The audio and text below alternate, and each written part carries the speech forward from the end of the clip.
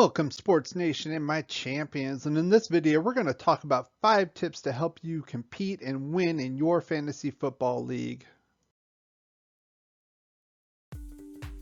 And I think tip number 1 is the most important tip for you, and that is you have to know your rules and scoring for your individual fantasy football league, whether it's waiver orders, dates, pickups, trading deadlines, the draft date, the time, the location, what position you are actually in the draft itself, or even scoring such as standardized scoring or points per reception or any kind of variant.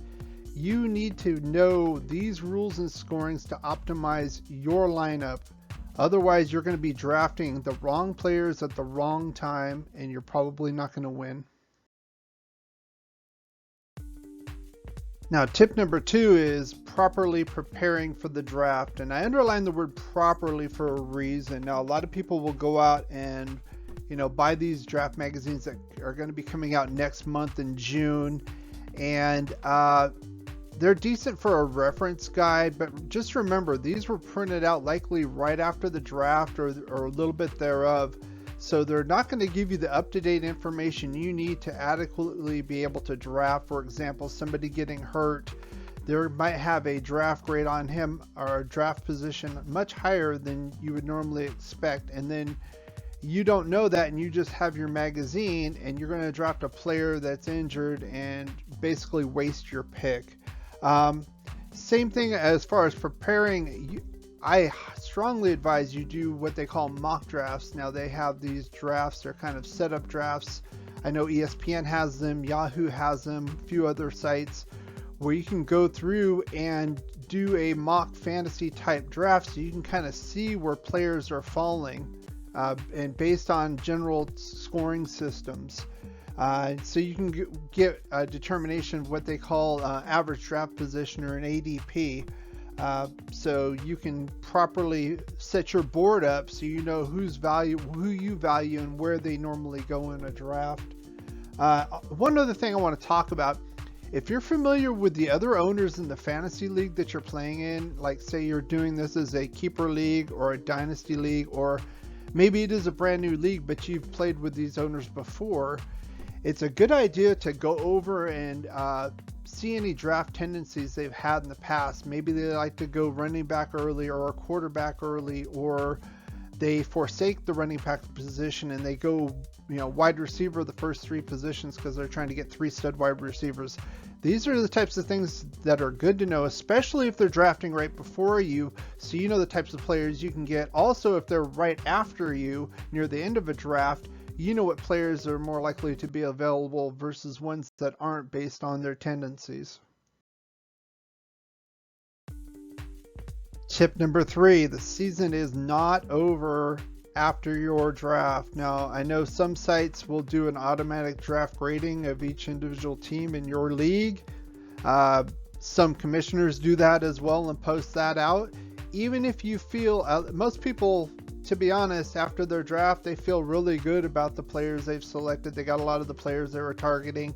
But remember, the season is not over. This is just kind of the beginning here.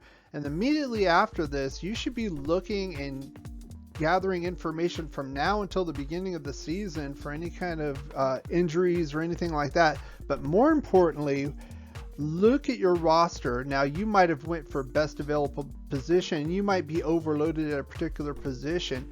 Now is the time to try to make trades with other teams that might be weaker in that position to help bolster your lineup. Again, the season is not over right after your draft. Now, this previous tip falls in line with the last one, and I call it champions don't coast. Now, you might have had a great draft. Heck, you might already be into the season. You might be 3-0, 4-0. You might be leading your league in points, but you still don't coast. You keep your pedal to the metal. You do not coast. You could be one injury away from being right back into the pack. You could be a bye week away from possibly being caught up in your division. This is the time to keep on it. You're ahead of the game. You stay on it.